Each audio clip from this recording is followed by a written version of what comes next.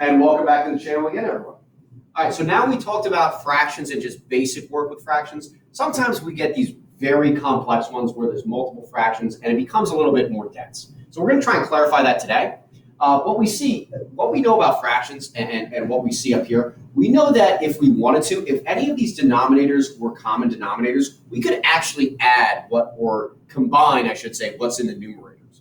The problem here is we have a 12, 8, and 3. None of those are common denominators. So what I want to try to do is I want to try to get rid of everything in the denominator down here. Okay? I want to get rid of all those values, and we know that this is physically division, which that means we're actually going to be using our multiplication property of equality to multiply both sides by a number.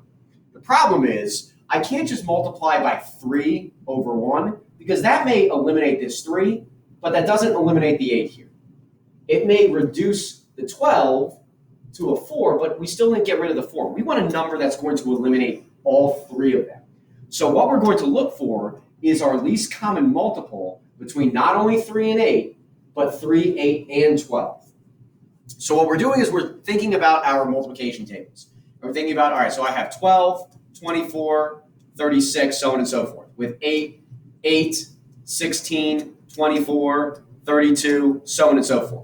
And then 3, now we should start seeing a pattern. I see one that doubles up here. I see 24 and 24. And I know that 24 is actually a multiple, or excuse me, a multiple of 3. Okay? So that's my least common multiple that I'm going to use.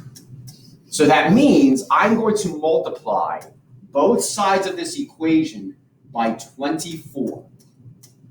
I'm going to make that 24 over 1. I'm going to multiply this side by just 24 because it's a whole number here. And I'm going to distribute the 24 to all 3 terms because I have to using that multiplication property of equality. So we'll take care of the easy stuff here. We know 24 times negative 4, it's actually going to be negative 96.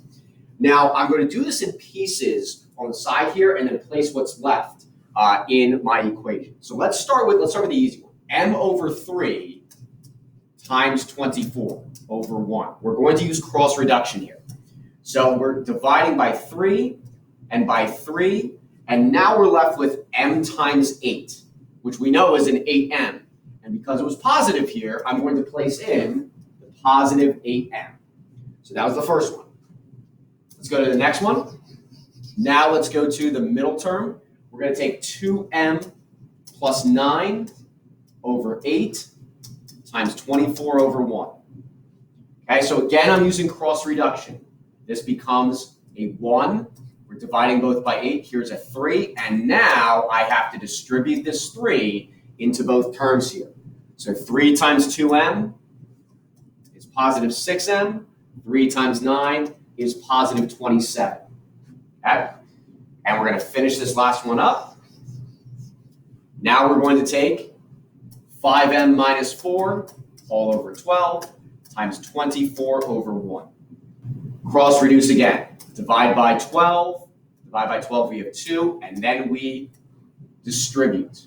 2 times 5m is positive 10m.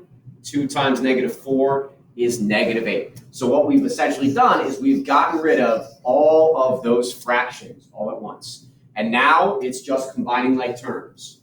We're going to add 8m, 6m, and 10m. Together, we get 24m. We are going to combine the 27 and negative 8. Ends up becoming 19. And that's equal to negative 96. And now we have a two-step equation. Subtract 19 from both sides. And I know for a fact here I'm going to get an answer as a fraction, and that's okay. We know that fractions are just numbers. Just expressed a little bit differently. Obviously, we have same signs here. So what I tell my students when I add, I just make this another 10. So 9 plus 1 is 10. And then we have 15. Ends up being negative 115. And then we're going to divide both sides by 24.